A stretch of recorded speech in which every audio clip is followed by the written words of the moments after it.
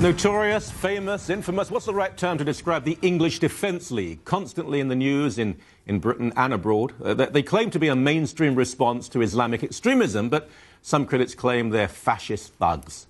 Well, Tommy Robinson is their leader, and he's just been released from a prison in the UK, actually. Welcome to you, sir. Good afternoon. How are you doing? What now? How long were you in Bedford Prison in Bedfordshire, just north of London? How long were you there? I was there for a week. Right. I was there for a week on remand. And you've been in prison before? I was in prison in 2004 when I was younger for an assault. OK, so the last time in prison, 8 days, you were described by some people as a political prisoner. Would that be appropriate? I believe it is. The whole reason I was sent to jail was for going to a demonstration and protesting. That's my God-given right.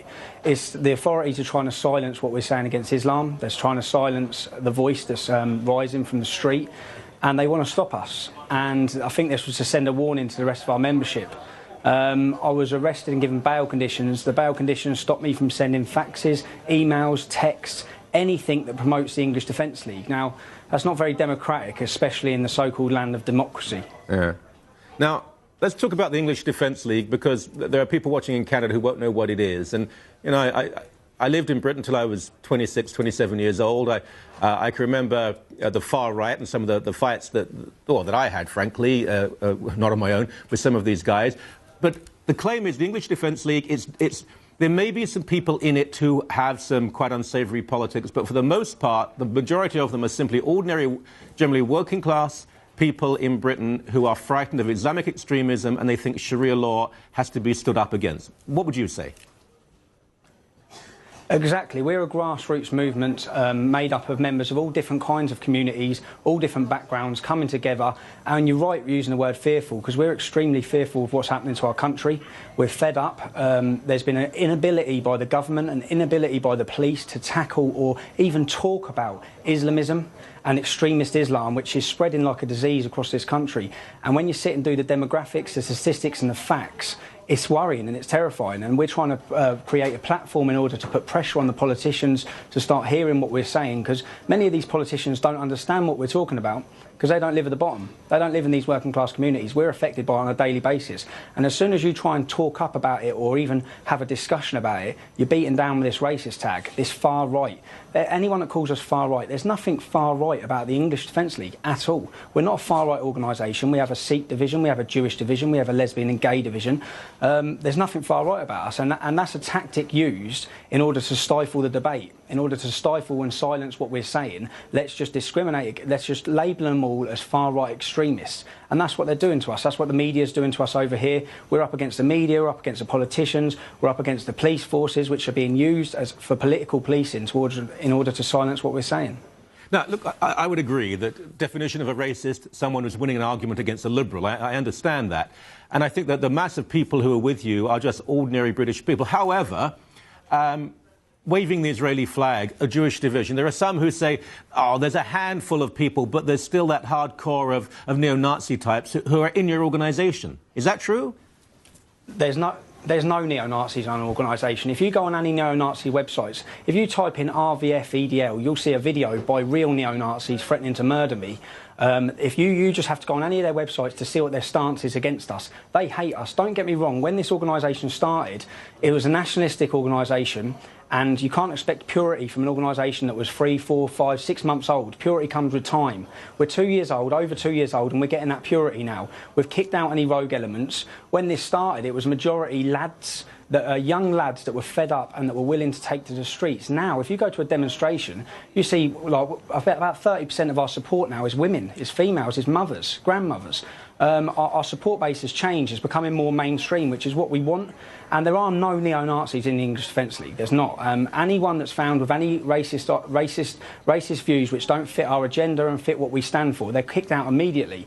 Which is, you find racists in the Labour Party, you find racists in the police force. Don't get me wrong, there probably are some racists within the English Defence League, but when they raise their head, they're kicked straight out, because that's not what we stand for. All right, just going beyond that, and we've got plenty of time, because I want to ask you about your policies and so on, but, you know, I grew up going to football, going to soccer as a Tottenham fan, and when I was a kid, I got involved in things I probably shouldn't have, but most of the people I knew, you know, the hard nuts, the likely lads, they weren't Nazi. They had some strange views, but they were pretty decent people. But they did like the violent aspect of the whole thing. They liked the confrontation. An accusation has been, even if they're not Nazis, you do attract a lot of soccer fans who just want to get into a big fight. True? It's not, no, what it is, when we first started, we left Luton and we went to Birmingham. And when we got to Birmingham, we had our heads kicked in. We were attacked by gangs and gangs of Muslim youth. Now, that went across the whole country in the newspapers. Now, when we went to Manchester, how many female middle-aged school teachers are going to come out on the street and oppose militant Islam when we all know the consequences? It's a violent reaction. You're not going to get many. So the people that were willing to step forward and take to the streets were the brave people, the fearless people, the people who are of the mindset, we're not backing down. You're not beating us off the streets and you're not beating us into silence. Now, if that stereotypically comes across as a so-called football hooligan, which basically means you're a young lad who's not going to be prepared to back down, that's all we are.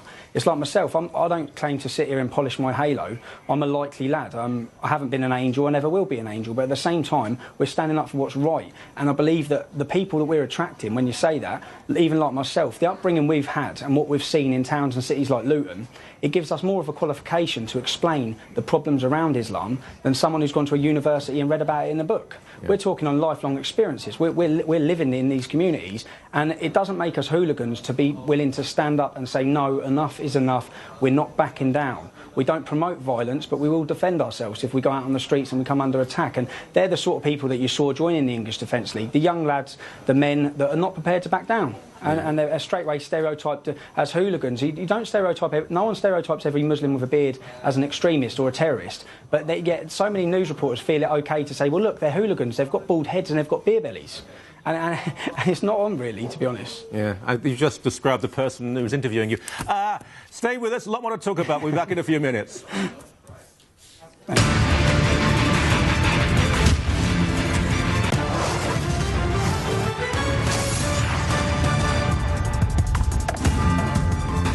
Welcome back to you. Now, the English Defence League, the EDL, and their leader, Tommy Robinson, North America now, we see them. I mean, there have been stabbings. Members of this organisation have been attacked. Their buses have been attacked by gangs of young Muslims. Now, this organisation, a lot of the guys who are in it are pretty rough and ready. You know, they're not always coming out with PhDs.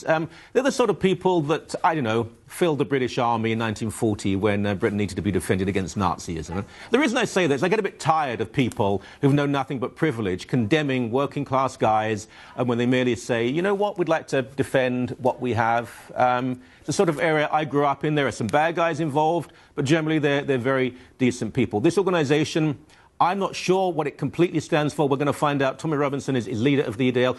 Tommy, what do you want? I mean, do you want Muslims to leave Britain, or do you want Muslims to be part of British culture and not want to impose Sharia law and extremism? We want peace, that's what we want. We want a prosperous future for our children. We don't have to worry about what the future holds. We don't want Sharia law. We want Muslims to integrate into our society, integrate and assimilate the same way every other community has done. But they're not. And that's not our fault that they're not. We seem to get blamed somehow for why they're not integrating, why we have Islamic ghettos, why we have the call for Sharia law, why we have extremist gangs on the streets, why we have Muslim paedophile gangs from one end of the country to the other. And we want it to work. It's simply not working. So we're coming out now saying we've waited for you to sit around tables for politically minded people to talk about how we can solve these issues.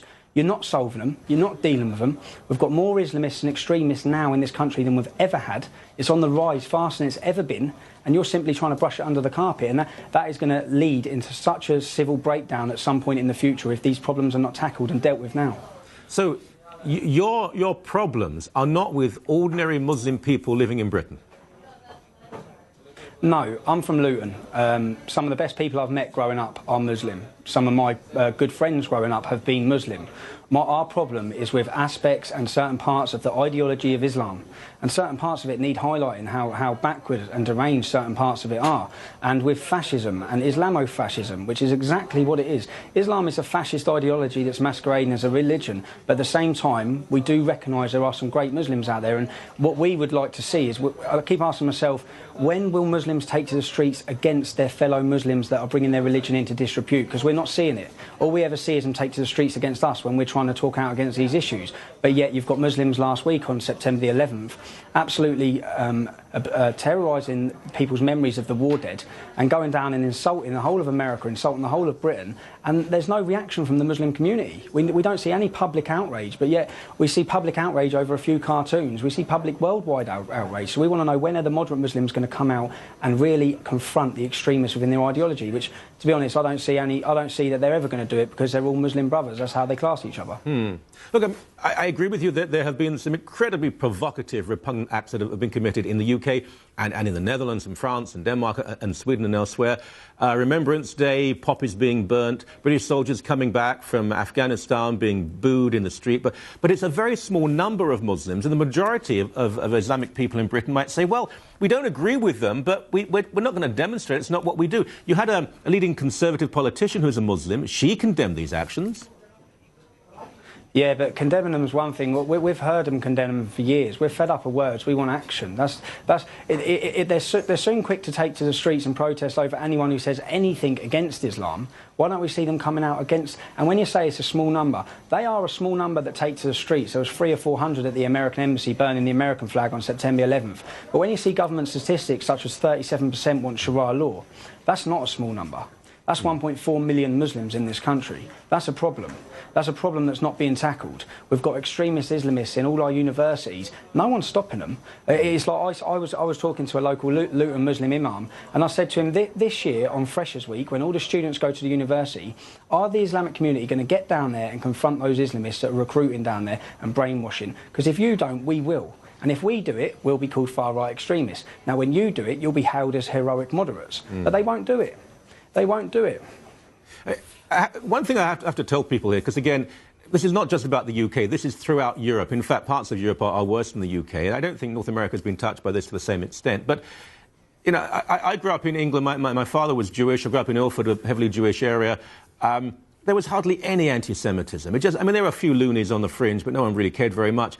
Anti-Semitism has become an important issue now in Britain, and if you look at the attacks on normally elderly Jewish people, over and over again, almost without exception, it's young Muslims who are doing the attacking. Why is it that whenever you speak out, you're accused, for example, of being anti-Semitic? I've never heard you say anything about Jewish people in any way negative. I know, it's ridiculous. As I said, and when you talk about the Jewish thing, I live in Luton, and we've got a Jew could not walk from one end of the Islamic community to the other with a skull cap. Now, this is the year 2011 in Britain. That's not on. I saw some Orthodox Jews, this was about 4 or 5 years ago, and I saw about 6 police officers around them, and they were walking with them, and I thought, I wonder what was going on there. And then it clicked. They're getting a police escort to be able to walk down the street in Luton. And that's shocking. And no one wants to talk about these issues. The Luton Islamic Centre used to be a synagogue until they smashed it to pieces. When the Jewish families were remembering the Holocaust outside Luton Town Hall, about 40 or 50 Islamists turned up, and the Jewish family had to lock himself inside our town hall with a 5-year-old girl there who was crying her eyes out. Now, all this goes unnoticed. The media suppress it. No one wants to talk about it. If you're looking at wherever any Islamic area is, anti-Semitism is on the rise, homophobic attacks are on the rise, all the things that come with Islam, which are symptoms of Islam, no one wants to talk about or tackle. As soon as we start talking about them, we're deemed as far-right and deemed as racist. Got to tell you, Tommy, if you're a fascist, you hide it very, very well indeed. Will you come back on the show at some point? I'll come back on any time, and as I said, I'm not fascist. Islamism and Nazism are opposite sides of the same coin. They're identical, and we're allowing Islamism to flourish. We're allowing it to spread across our country like a wildfire just because it goes under the guise of a religion, and no one wants to tackle it. All right. Thank you for your time. Thank you.